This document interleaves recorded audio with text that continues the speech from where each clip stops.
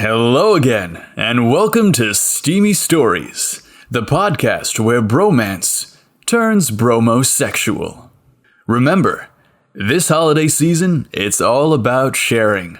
So please, share Steamy Stories with a friend, and give the gift of writing a review and rating us on Apple Podcasts. A few nice words goes a long way in helping us promote the podcast and gain more listeners. That said, without further ado, let me tell you about the sexy soap star.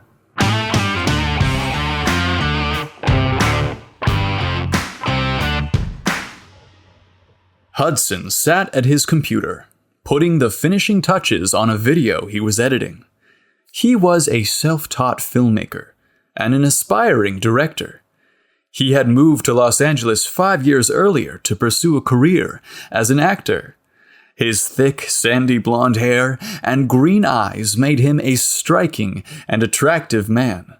Hudson had wholesome, Midwestern good looks and an impressive, strong body from working on a farm.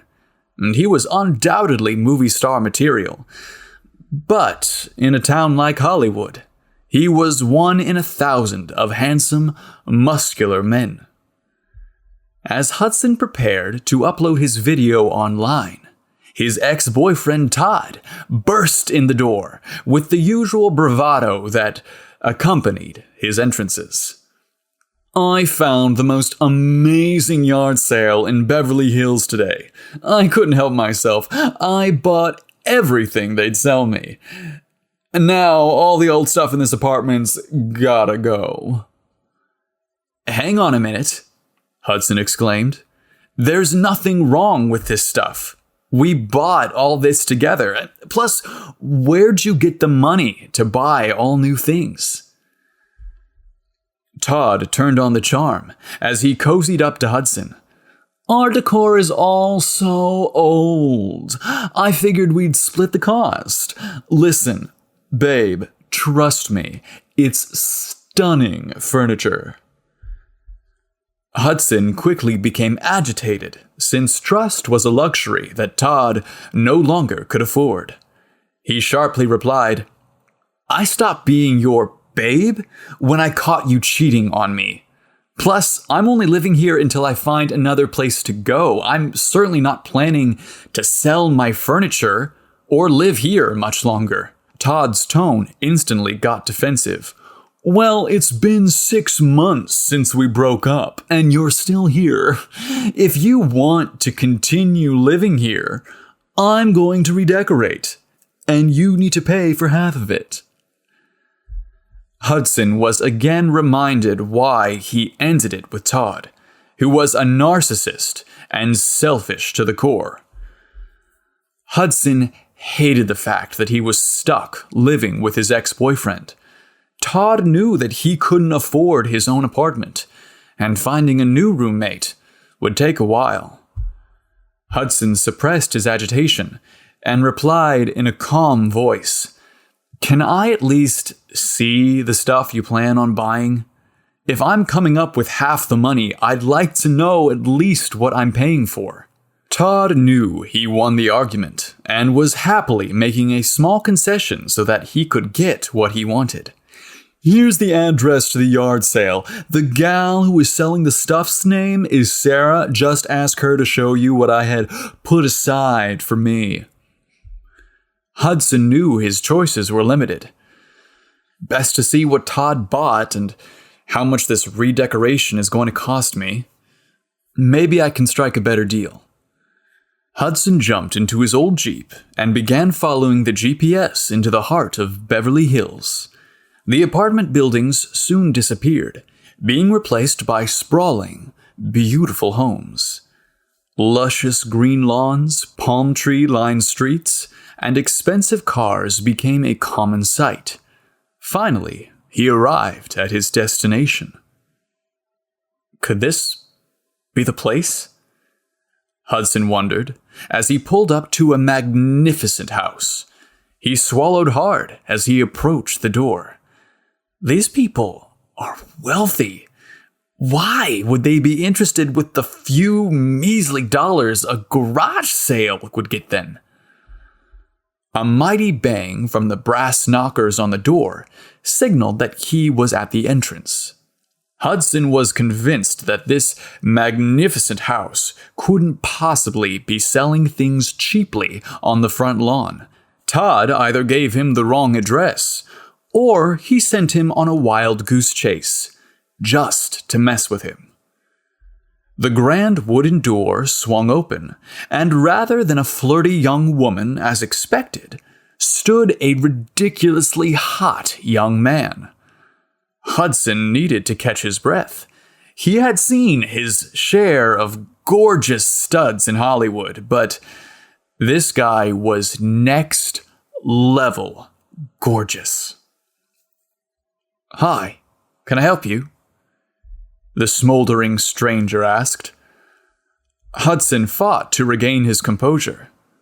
"Oh, I'm sorry, I'm at the wrong house. I was looking for someone named Sarah who was having a yard sale." "Ah, Sarah," he replied. "She just left. She's my best friend. She split right after the sale ended. I could probably help you." Hudson was confused, but happy that he was in the right place. He explained, My ex-boyfriend said he bought a bunch of stuff from her. I was hoping I could check it out before he picked it up." "Got it," the sexy man at the door replied. "Come in, let's get this sorted out. My name's Banks. This is my place. I was the one having the sale." Hudson thought before he spoke. Banks? Like Banks Bridgerton? From the soap opera Fire and Desire? Banks escorted him into the house as he turned and asked, "Can I get you something? An iced tea, perhaps?" Hudson politely declined as he cleared his throat, needing to ask the obvious question. If this is your place, why was she having a garage sale? Especially in this neighborhood. Banks chuckled as he answered. "Sarah was just helping me with the sale. My publicist said it wasn't a good idea for me to be seen having a sale on my front lawn. You know, someone comes by and takes pictures and Instagrams me. You know, sometimes it gets weird when people think you're famous and rich." Before he could finish his sentence, Hudson blurted out, "Think? You are famous and rich." Banks laughed heartily. "I'm just a soap opera actor. The last few years have been good to me, but I'm far from rich and famous." Hudson still wasn't convinced as he continued. "Well, looking at this house, you're certainly not poor." He paused briefly. "Sorry about that. Are you poor?" he now wondered, as the words spilled out of his mouth. Banks was enjoying the uninhibited conversation between them as he explained, "This isn't my stuff. It's my ex-boyfriend's. The house is mine, but the furniture is his." Banks suddenly stopped. His tone and demeanor were now somber and a bit sad. "We were together for a while, but recently I discovered that he was quite the player. I'll put up with a lot, but I won't tolerate being cheated on and lied to, which was exactly what he was doing." Hudson agreed loudly. "The same thing happened to me." Banks knew he was not alone in his heartache. "So, your boyfriend cheated on you too?" he inquired as he sat down on the oversized plush couch, inviting Hudson to join him. "Yep. I thought he was trustworthy and loyal, but 3 years later I learned that he was sleeping with everyone but me." Banks's large, sweet eyes expressed the pain he had been feeling for a while now, but hadn't discussed with anyone. "Yep, my heart was shattered. That's why I told him to leave. He moved back to New York. This all belongs to him. I certainly don't want it. I asked Sarah to help me get rid of it." Hudson bluntly stated, "Men. Can't live with them? Can't bury them under the azalea bush." The two men chuckled as they both recognized the statement as a line from their favorite film. They both stood there, an impossibly long time, staring into each other's eyes. They were feeling an unusual excitement between them. And finally, Hudson broke the silence. "I should check out that furniture. I'd like to see what I'm supposed to be purchasing." Banks responded quickly. "Of course. Let me show you around. I believe Sarah put all your stuff in the guest bedroom." As the two men made their way through the impressive home, Hudson couldn't help but comment on the extraordinary pool just outside a pair of ornate French doors. "I've always wanted my own pool. It must be great to be able to go for a dip whenever you'd like and not have all the neighbors staring at you." Banks realized just how fortunate he was to have such a spectacular home. "Yes, I have to admit, I'm quite blessed to be able to have my own home." Hudson quickly realized why his ex-boyfriend was so excited earlier as they entered the spare room where all the sale items were temporarily stored. An impressive array of lamps, end tables, vases, and other assorted home decor filled the space. He didn't need to scrutinize the furniture too closely. Based on the items in the collection, it was nothing short of fantastic. "What do we owe you for all this stuff? My ex never mentioned what it would cost." Banks looked at the merchandise in the room and continued. "Well, he also wanted the bed. I can assure you that the price Sarah gave your ex will be quite different than the one I give you." Hudson blushed. "Very kind of you. I appreciate your generosity, but I don't want to take advantage of your good nature." Banks quickly replied, "Please, this stuff all has memories associated with it that I'd rather forget, especially that bed." Hudson admitted, "I understand what you mean. I caught my ex in my bed. I haven't slept in it since." Banks knew precisely what he meant. He too was still upset from what had happened to him. Yep, that bed has a lot of bad memories. However, suddenly, Banks's eyes twinkled in a way that surprised Hudson. Temptingly, he leaned forward and whispered, "We could make new memories in it, if you'd like." Hudson let out a nervous and excited laugh. Could it be this smoldering soap stud was seducing him? Banks couldn't help himself as he continued.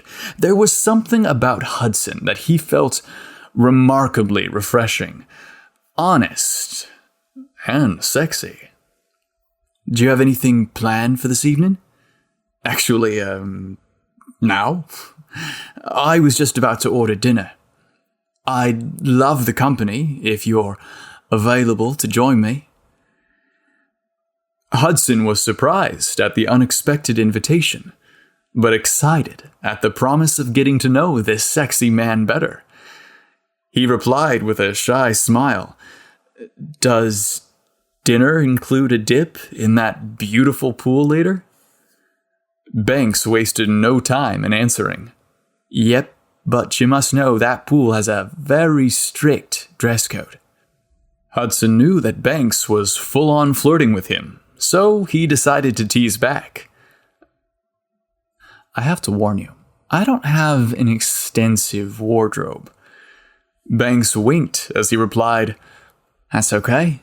The wardrobe is no wardrobe. It's more of an undress code." Hudson couldn't hold himself back any longer. Banks was way too hot to not take him up on his sexual advances. The two men grabbed the other passionately as they locked lips, falling backwards onto the bed together. Banks peeled off his shirt to reveal a sculpted, muscular chest with a light smattering of dark chest hair. Hudson reciprocated as he opened his shirt and unfastened his pants.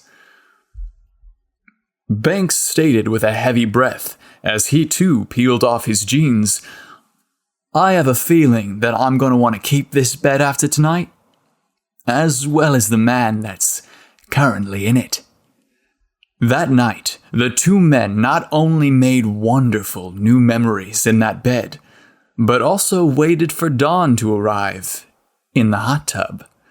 Banks sold Hudson's ex-boyfriend everything he requested from the sale, but kept the bed and Hudson for himself. Enjoy steamy stories? Well, don't forget, we make movies and write books too. Go to steamystoriespodcast.com and see all the fun, campy, and sexy stories we have for you. Steamy Stories is written by JC Calciano and narrated by me, Casey. Make sure you tune in again in a few weeks for another Steamy Stories episode. Later, bro.